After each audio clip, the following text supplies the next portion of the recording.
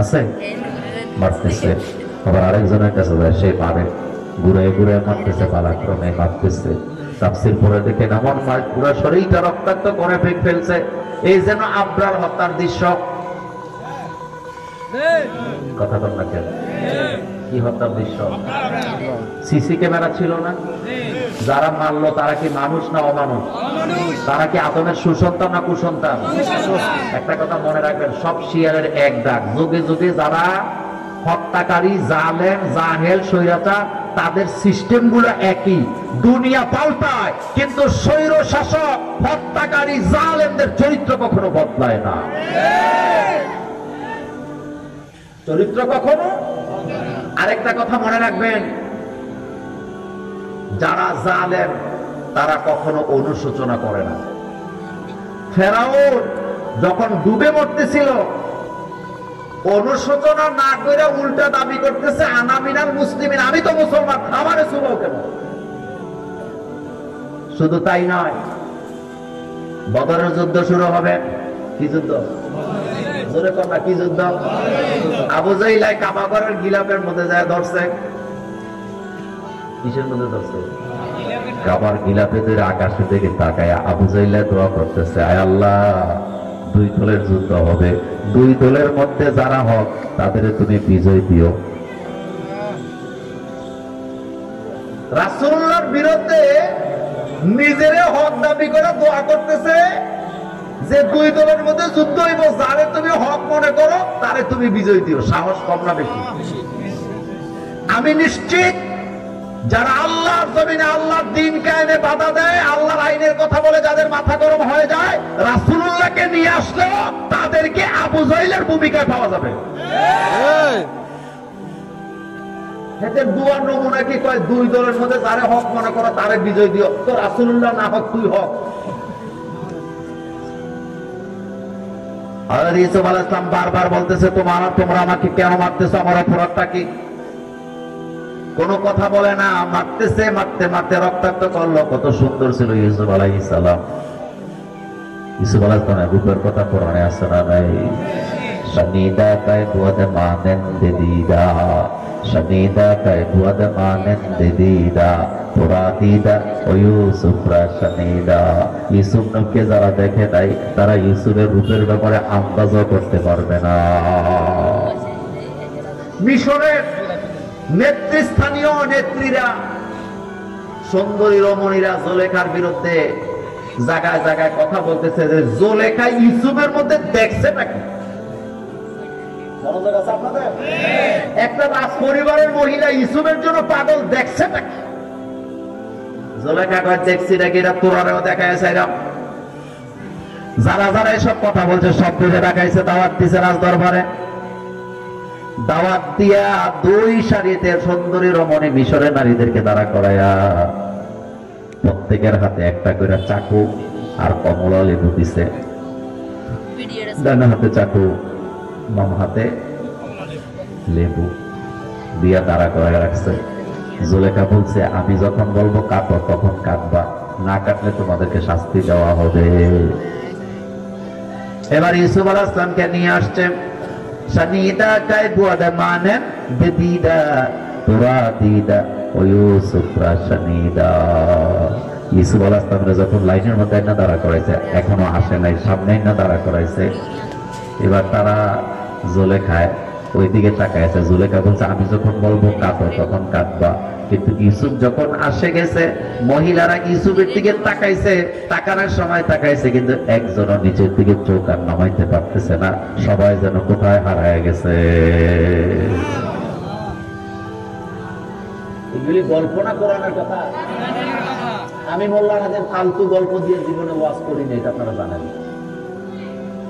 তাদের চোখ এখন ইউসুফ আলাইহিস সালামের দিকে, তারা সবাই ইউসুফকে দেখে হারায় গেছে। চোখ আর নামাইতে, কত সুন্দর ছিলেন, এই রকমের ভাইরে তারা পিটাইছে। আপনি চিন্তা করেন,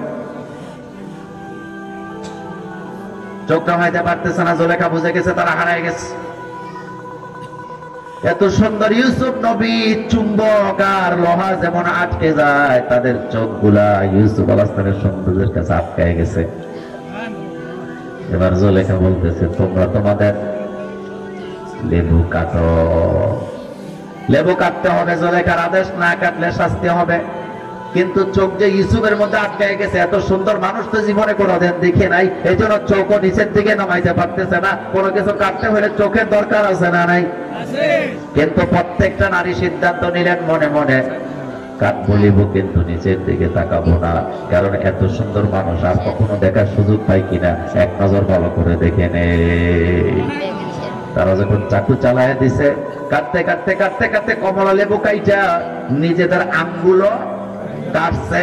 যখন আঙ্গুল কাইটা হাড়ের মধ্যে লাগছে, ইউসুফ আলাইহিস সালামকে জুলেখা এদিক দিয়ে নিয়ে ওদিক দিয়ে চলে গেছে।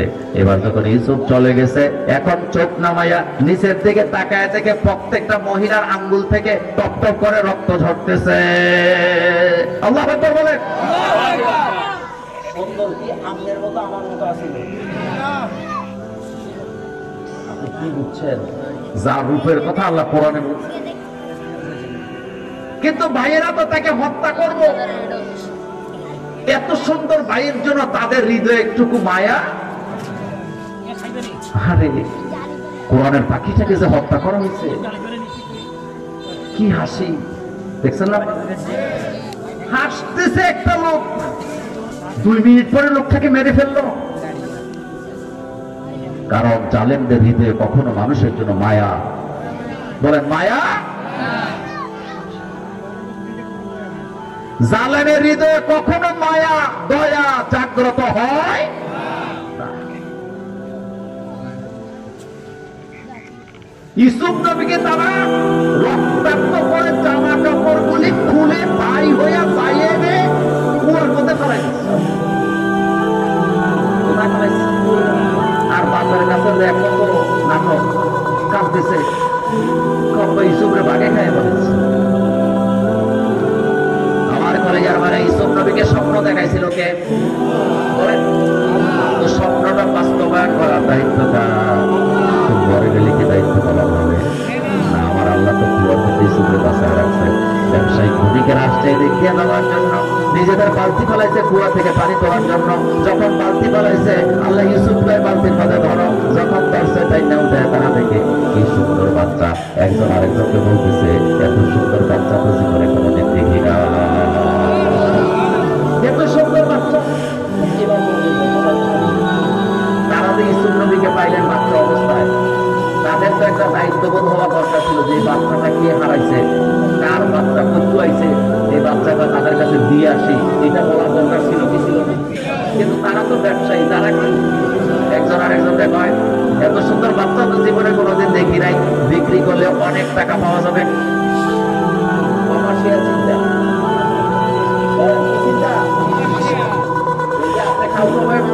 দোকানে যান কাপড় কিনতে, মনে করেন খাওয়া মন্তব্য আপনার থেকে লাভ করবেন, আপনার বাস দিয়ে দিচ্ছে।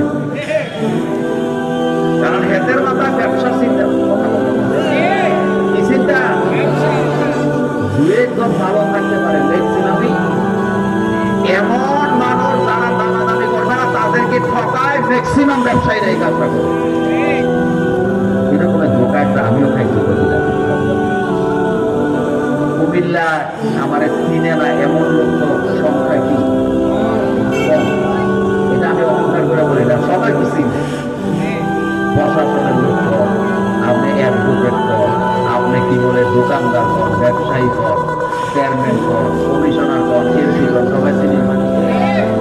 তা আমি ওই দিন একটা কাজে আরো মাঝখানে হয়েছে, একটা জিনিস কিনতে গেছি। যে দোকানে ঢুকছি, ঢুকার পরে আগে কত চোলা করি, এরপরে সেলফি তো বুঝে নিই, ছবি টবি তুললাম, এরপরে বললাম ভাই কি খাইবেন? আমি না কিছু খাবো না, এই জিনিসটা আমার দরকার। তো সে এটা প্যাকেট করছে, আমার দিচ্ছে। আমি তো আর লজ্জায় দাম জিজ্ঞেস করি না, আমি বলছি ভাই এটা কত দিতে হবে? আপনি আপনার কাছে লাভ করবো না, আপনি এত দিলেই হবে, আপনার কাছে কি করবো না। আমি এটা নিয়ে বাইরে হইয়া, মানে কুমিল্লা যারা গেছেন কিনা জানি না, আরেকটু সামনে যখন কান্দির করার মঞ্চে আসছি, আরেক মানে মসজিদের ইমাম সাহেবের সাথে দেখা। তো উনি আমার একবার বললাম ভাই আপনি কোথেকে আইছেন? আমি তো এই জিনিসটা আনলাম। তো কৌতূহল বসতে মানুষের দিয়ে না, বললাম এটা কত দিয়ে আনছেন? আমি এত, আমি তো আরো 200 টাকা কম দিয়ে আনছি। ভাই আপনার তো বোধ হয় আনছি এটা বুধবার, আমি তার থেকে কিনছি, এই দোকান থেকে আমি। বুঝিনি কথা?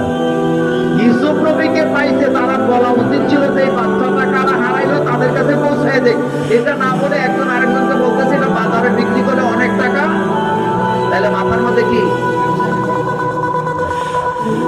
শোনেন, কোন ব্যবসায়ী যদি রাজনীতিবিদ হয়, মনোযোগ আছে, কোন ব্যবসায়ী যদি রাজনীতিবিদ হয়, আপনার রাজনীতি নিয়েও তারা ব্যবসা করবে।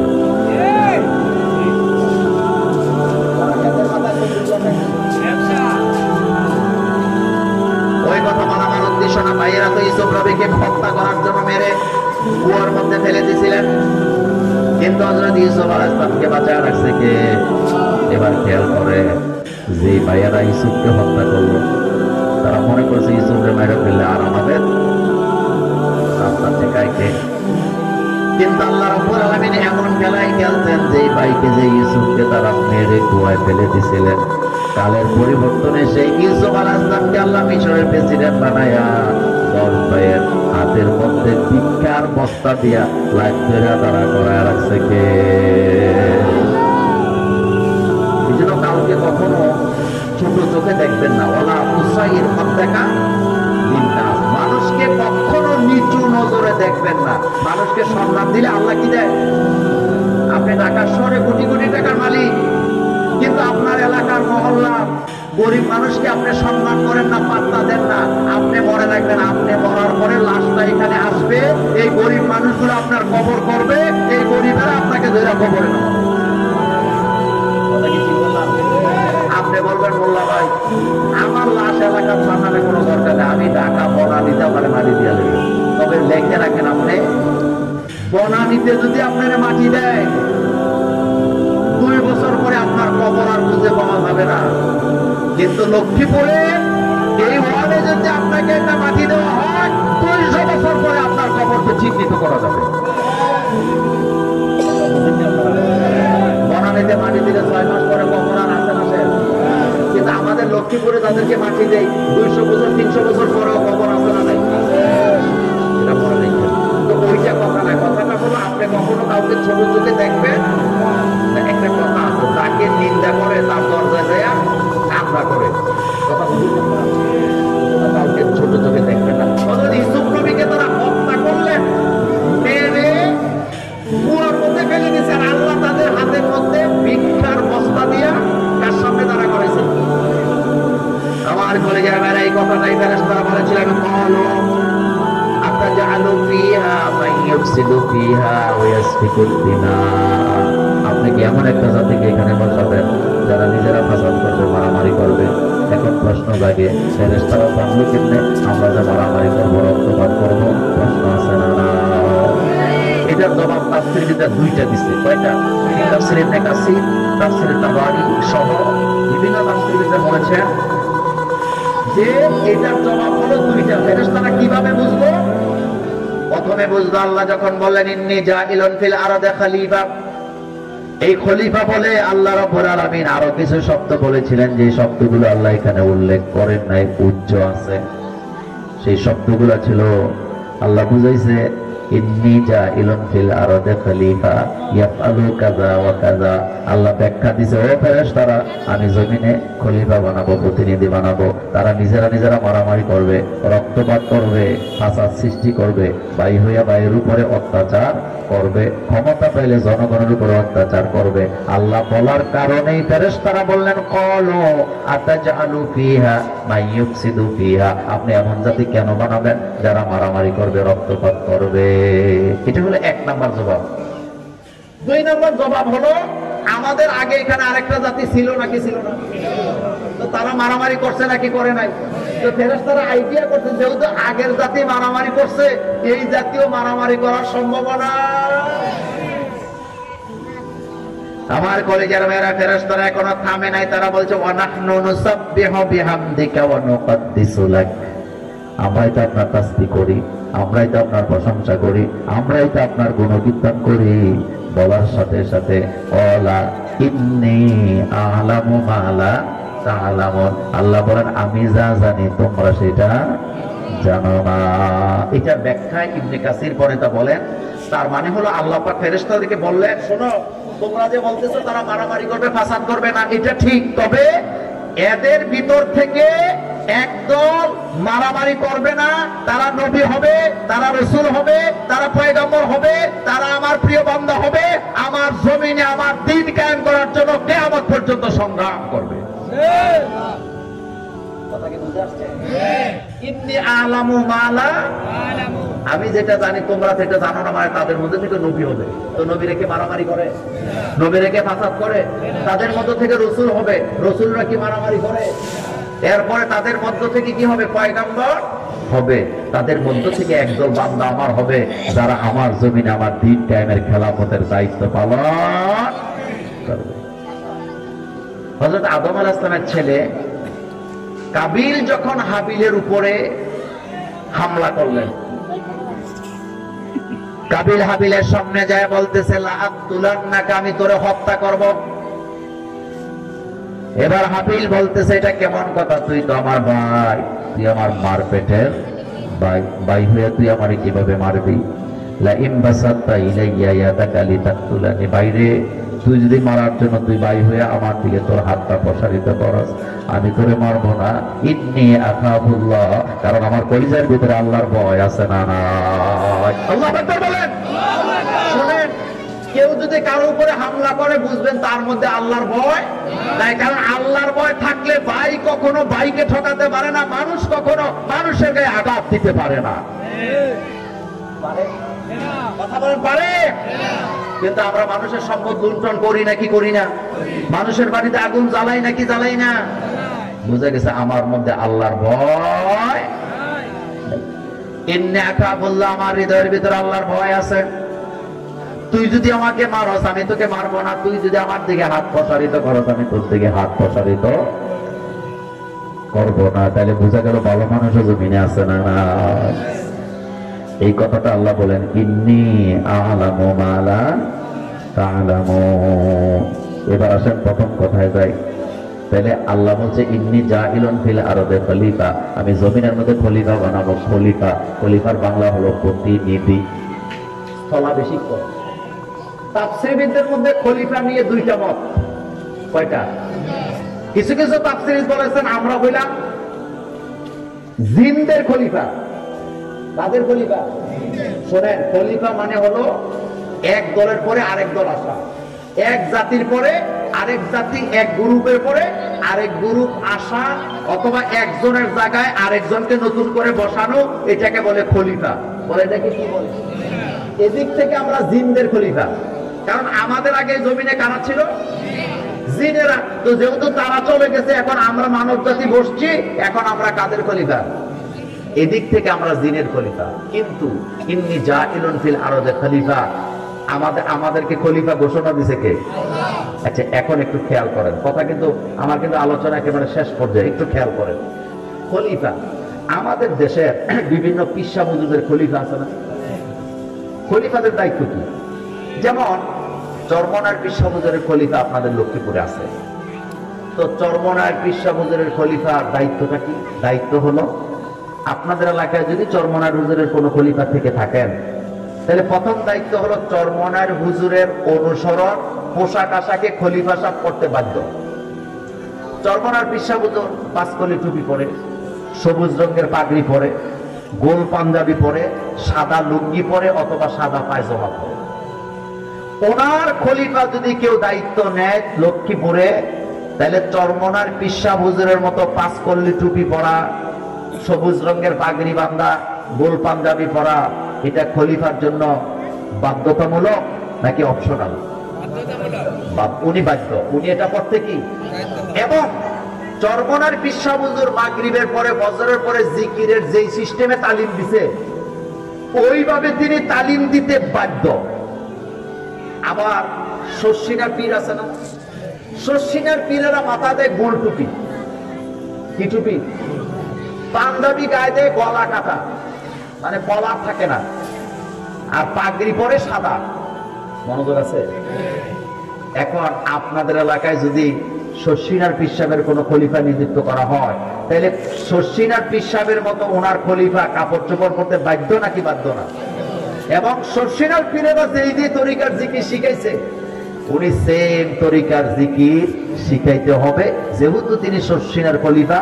আর আগের জন যেহেতু চরমনার হুজুরের খলিফা, সে চরমনার পীর সাহেবের তরিকা এখানে প্রচার করবে। কিন্তু কেউ যদি তার খেলাফ করে, শর্ষিনার খলিফা যদি চরমনার হুজুরের পোশাক পরে চরমনার হুজুরের তালিম দেয়, আবার চরমনার খলিফা যদি শর্ষিনার হুজুরের পাঞ্জাবি হইলা চরমনার তরিকা বাদ দিয়া আর শর্ষিনার তরিকা বাদ দিয়া চরমনার হুজুরের তালিম দেয়, এই দুইজনের খেলাফত থাকবে না বাতিল হবে? আজকে কইছে। এখন আপনারাই বলেন, আমরা আদম সন্তানেরা, আমরা কার খলিফা? তো আমরা যদি আল্লাহর খলিফা হই, আমরা যদি আল্লাহর জমিনে আল্লাহর খেলাফতের দায়িত্ব বাদ দিয়া সমাজতন্ত্র কমিউনিজমের দাওয়াত দেই, আমাদেরও খেলাফত কর্তন হওয়ার সম্ভাবনা আছে না নাই? তাহলে জমিন কার? দাওয়াত হবে কার? তরিকা হবে কার? আল্লাহ।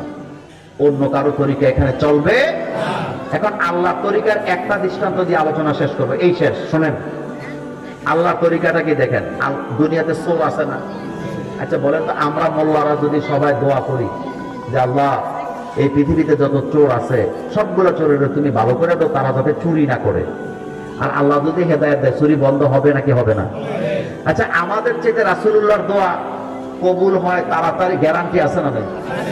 তো রাসূল যখন মক্কা বিজয় করলেন, রাসূল যখন রাষ্ট্র গঠন করলেন, রাসূল যদি দোয়া করতেন যে আল্লাহ দেশ তো ইসলাম কায়েম হয়েছে, চোরগুলার হেদায়েত দাও, তারা যেন চুরি না করে, তাহলে আল্লাহ যদি কবুল করে হেদায়েত দিয়ে দিত, ভালো বানাই দিত, তাহলে আপনারা বলেন তো এই চোরগুলা ভালো হইতো নাকি হইতো না? কথা বলেন না কেন? কিন্তু রাসূল কি এরকমের দোয়া করছে? আর আল্লাহ কি এরকম হেদায়েত দিয়ে চোরের ভালো করছে? নাকি আল্লাহ আইন করতে বলছে? আস্তে কইছে। আল্লাহ বলেন আস-সারিকু ওয়াস-সারিকাতু ফাকতাউ আইদিয়াহুমা, এটাই শেষ কথা, আমার খেয়াল করেন। আল্লাহ পাক বললেন, এই জমিনে যারা চুরি করবে, চোর যদি চুরি করে ধরা পড়ে, হোক সেটা চোর হোক সেটা চুন্নি। মহিলা চোরের আপনাদের লক্ষ্মীপুরে কি কয়? মহিলা চোর আছে না নাই? এটা মোল্লার কথা না আল্লাহর কথা? আল্লাহ বলতেছে আস-সারিকু চোর, ওয়াস-সারিকাতু চুন্নি, একটা মুযাক্কার আর একটা মুআন্নাস। আল্লাহ বলতেছে চোর যদি চুরি করে, হোক সেটা চোর হোক সেটা চুরনি, ফাকতাউ আইদিয়াহুমা, উভয়ের হাত কেটে দাও। এটা কারা? এই আয়াতটা কোরআনুল কারীমে আছে না নাই? এই আয়াতকে বাস্তবায়ন করবে তারা, আল্লাহর খেলাফতের দায়িত্ব পালন করে যারা। যদি কারো কাছে এই আইনটা ভালো না লাগে, তাহলে মনে করবেন দুই জায়গায় ঝামেলা। এক নম্বর ঝামেলা হলো, হয় সে নিজের চোর, অথবা সে চোরের খালতো ভাই মামতো ভাই, তার খালতো ভাই মামতো ভাই নিজের সেভ করার জন্য আল্লাহর হাত কাটার আইন সে চায় না। আইনটা দিছে কে? আল্লাহর আইনে তোমার সমস্যা কোথায়? সমস্যা হলো হয় সে নিজে চুরি করে, অথবা সে চোরের খালতো ভাই মামতো ভাই। কথা কি বুঝাইতে পারলাম? তাহলে আমরা খলিফা কার? আল্লাহ। দায়িত্ব পালন করবেন কার? আল্লাহ যেন আমাদেরকে কোরআনের জন্য কবুল করেন, আমরা বলি আমিন। আমার করে আপনারা কে রাগ করছেন? আপনারা কি কষ্ট পাইছেন? তাহলে বলেন তো আমরা খলিফা কার? আল্লাহর জমিনে যেন আল্লাহর খেলাফতের দায়িত্ব যেন আমরা পালন করতে পারি। আল্লাহ পাক আমাদের সকলকে ভালো রাখুক। দেখেন, আমার মন চাইছিল আরো বলতে, কিন্তু সুযোগ নেই।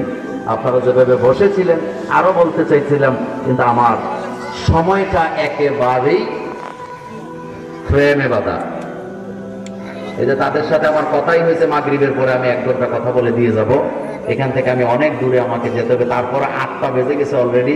এখন আপনারা এশার নামাজ পড়তে পারেন নাই। আবারও যদি আল্লাহ বাঁচায় রাখে, অন্য কোনো দিন অন্য কোনো মাঠে অন্য কোনো বিষয় নিয়ে দেখা হবে।